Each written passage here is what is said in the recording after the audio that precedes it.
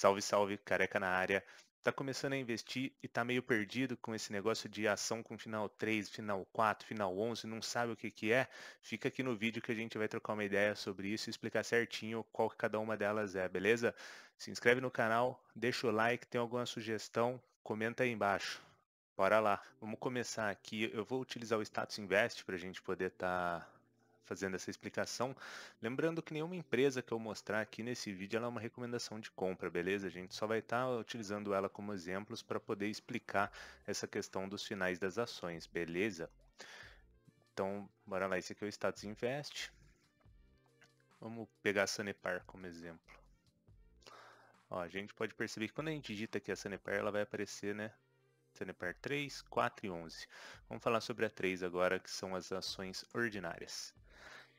Todas elas são ações da mesma empresa, beleza? Só que muda algumas coisas. Por exemplo, ações ordinárias, que são as que possuem final 3, qual que é o diferencial delas? Você tem poder de voto nas votações dessa empresa.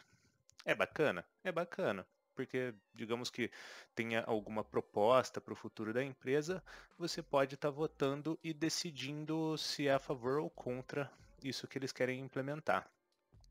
Mas, como a maioria das pessoas acabam sendo investidores pequenos, com baixo capital, por mais que ele tenha uma ação ordinária que dê para ele poder de voto, não vai adiantar muita coisa, entende? Porque às vezes o seu capital vai ser tão baixo que ele vai se tornar irrelevante frente a capitais de pessoas que têm maior detenção de cotas ordinárias dessa empresa. Mas pessoas gostam de utilizar por conta também de um fator que a gente vai estar mostrando aqui, ó, que é o tag along. Tá vendo esse tag along de 100%? Isso daqui é o que? É uma proteção para o acionista minoritário, para se por acaso o controlador da empresa ele decidir vender a empresa por alguma proposta, esse tag along de 100% dá o direito de que os acionistas minoritários eles também vão ter direito à mesma proposta que o controlador recebeu. Então, grande parte das ações de final 3, que são as ações ordinárias, eles possuem esse tag along. Ao longo do vídeo a gente vai conversando mais sobre essa situação, mas o bacana é frisar essa diferença. Ações ordinárias, elas proporcionam poder de voto e, em algumas empresas, elas podem te dar uma proteção maior por conta do tag along. Vamos trocar uma ideia agora sobre as ações de final 4, que são conhecidas como ações preferenciais. Aqui. O que que muda? Essa daqui é uma ação preferencial. Preferencial em quê? Ela te dá preferência no recebimento de dividendos, distribuições que ocorram, ou se a empresa vier a ter algum problema, os acionistas preferenciais também têm preferência no recebimento. Digamos que aconteceu algum problema, a empresa quebrou e tal, sobrou uma certa quantia de ativos e vai distribuir entre o pessoal. Os acionistas preferenciais eles também recebem prioridade nesse momento. Beleza? Vamos dar uma olhadinha aqui, ó. No caso da preferencial da Sanepar, ela também possui tag along, ou seja, nessa questão da Sanepar, o tag along não seria um diferencial, porque tanto na ordinária quanto na preferencial você acaba tendo a mesma proteção para o acionista minoritário.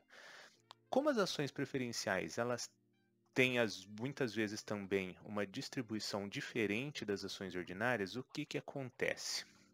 Você pode pensar, eu vou ganhar mais na ação preferencial, então eu vou comprar só a ação preferencial, porque se eu comprar a ordinária eu vou receber menos e tudo mais. Mas o mercado, ele é inteligente. E o que que acontece? Ele já precifica isso de uma forma aonde o yield da empresa, o yield é o quê? O dividend yield aqui, ó, dos últimos 12 meses. É o valor pago em distribuições de lucro em forma de dividendo para os acionistas no período de 12 meses. Então, o acionista, ele tende a manter essa precificação meio que equilibrada. Por mais que às vezes na preferencial ela tenha uma preferência diferente de dividendos, o mercado ajusta dessa forma, se dispondo a pagar mais ou menos por uma ação. Parece um pouco complexo, mas é mais ou menos nessa linha. Digamos que o mercado ajusta as ações de uma forma que elas ficam equivalentes com as distribuições que elas fazem no período. Então acaba também não tendo tanta diferença nesse caso, beleza? Por último, agora vamos ver as de final 11, que elas são chamadas de units. Algumas empresas têm essa, tá? Não são todas. A grande maioria acaba ficando só com ações ordinárias ou ações preferenciais, mas tem alguns casos que acabam tendo units, daí é só uma opção a mais, beleza? As units, o que que elas são? Então a gente pode ver aqui, ó, unit composição. Uma ação ordinária e 4 ações preferenciais. Ou seja, ela é um conjunto e dentro desse conjunto você leva uma ordinária e 4 preferenciais. Tag along normal, a única diferença é essa, é como se você comprasse um pacote em vez de comprar apenas uma ação, beleza? Mas ó, o dividend yield praticamente o mesmo, igual eu comentei que o mercado precifica de uma forma equilibrada, se dispondo a pagar um preço justo por cada uma. E o grande diferencial mesmo é esse, que você acaba levando um pacote. Aí você poderia me perguntar assim, e qual que é melhor para o investidor? Depende, depende muito, cada caso é um caso. Por exemplo, ações que possuem tag along na 3, na 4 e na 11, isso já deixa de ser um diferencial, porque todas têm essa proteção minoritária, então você já não utiliza isso como uma base. Digamos que um ponto que eu gosto de levar em consideração nas minhas compras é esse detalhe aqui, ó, liquidez média diária. O que que significa isso? Liquidez é o volume de transação que está acontecendo. Então, o volume de transação médio diário é de 26 milhões para Sanepar 11, que é a Unity. Se a gente for ver a Sanepar preferencial, ela já tem uma movimentação de 19 milhões, um pouquinho a menor do que a Unity. E a Sanepar ações ordinárias, ela já tem 2 milhões apenas de transação. Esse é um ponto que eu acho interessante. Por que que eu acho interessante? Isso daqui não é uma recomendação, mas eu acabo optando por tipos de ações que tenham uma liquidez média diária maior. Por quê? Isso quer dizer que quanto maior o volume transacionado naquele dia, quer dizer que você vai ter uma maior facilidade de vender suas ações ou até mesmo de comprar ações, porque vai ter muita movimentação naquele dia. Então fica muito mais fácil de você desinvestir a sua grana, por exemplo, se você precisar, ou digamos que você queira fazer uma aquisição, também muito provavelmente você não vai ter problemas.